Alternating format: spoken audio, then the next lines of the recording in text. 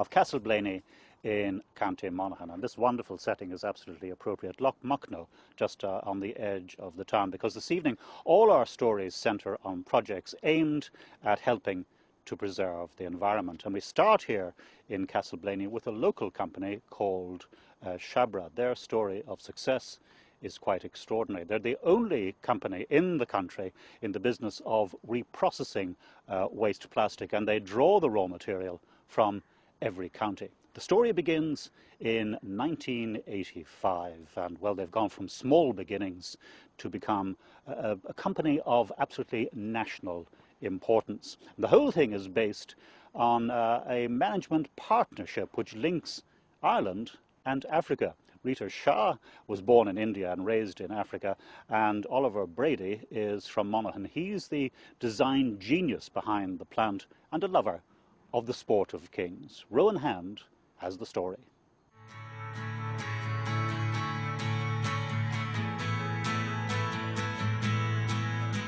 It's given to very few to turn dreams into reality, but this is what's happened at Shabra, the company in Castleblaney that's recycling much of the nation's waste.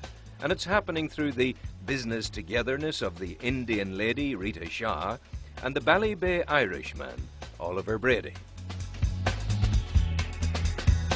The success that you'll see here today includes handling plastic waste from every county in Ireland. And it's been recognised by key awards from within the industry.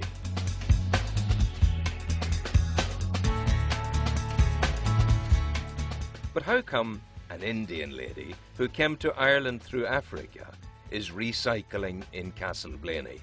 I think fate has it. Destiny is Ireland. And as I went to a Catholic school and was brought up by the nuns and priests in Kenya, I think I've just come to pay my debt back to Ireland, and that's the way I look at life.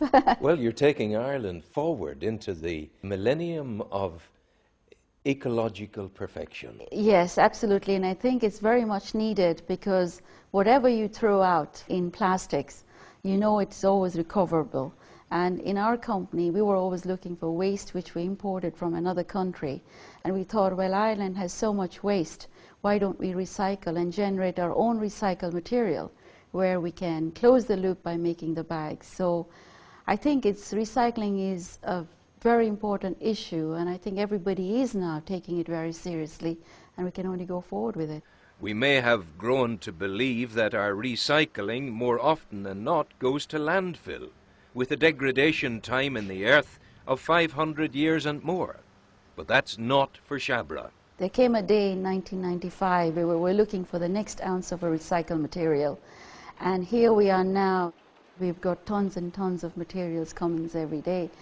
And not only that, I think every household person is doing their best to make sure that whatever comes out of packaging, they put it in for recycling.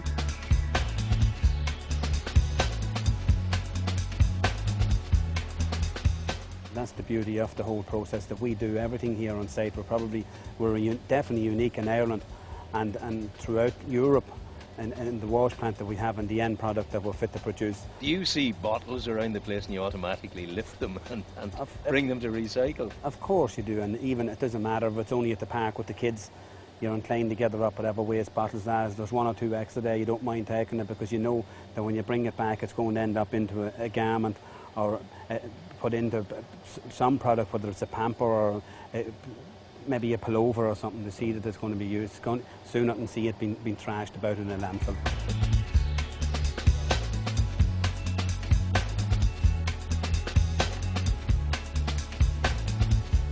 It will no doubt surprise you to learn that the whole production process occurs in this compact area.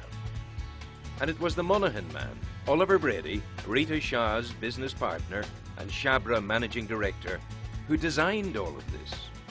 As far back as 1995, when neither government nor councils had recycling on their agenda, Oliver Brady was raising the issue. It seemed a natural concern for a man who loves nature, and in particular, that sport of kings, horse racing. This up here with the horses is my enjoyment. I do this purely for enjoyment and for the love of the horses. the recycling, I'm very conscious for that.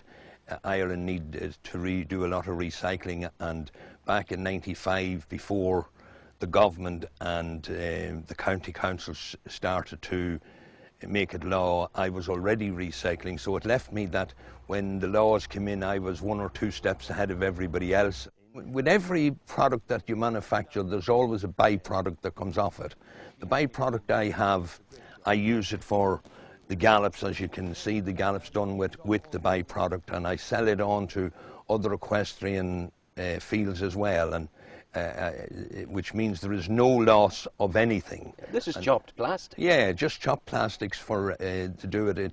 It's the lids of the bottles and some of the labels are put into the gallop to make the gallops, and it's good for the horses as well, and it's known as an all-weather surface. Plastic comes into the hopper and is taken on the conveyor belt to the granulator. The material is chopped and shredded and is then passed on for washing. But plastic comes in different chemical formulae, as do the labels and the bottle tops. Rita Shabra believes that the manufacturing process and the designers of the bottles and the packaging have scant regard for the afterlife, the process of recycling, and do little to make the operation easier. I think the people who actually manufacture the product should think very closely that if they put 3 different kinds of plastics, when we do recycle, can they be recycled, is the question that they should ask. Because in some cases, different plastics just don't go on together to be recycled. They have to be segregated, they have to be sorted, and then they have to be recycled.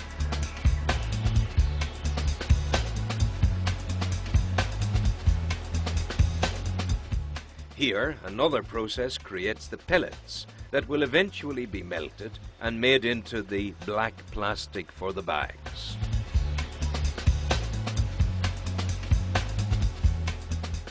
The bags, of course, are made here as well, employing a system that leaves nothing to chance, but uses everything offered to us by the molecular chemistry of a world that you might well think was predestined to exist in harmony with the philosophy of recycling. Shabra, the company started on a shoestring, has given traceability to recycling and increasingly leads industry towards a time when recycling will come as naturally to doing business as, say, the handing over of a payment or the closing of a deal.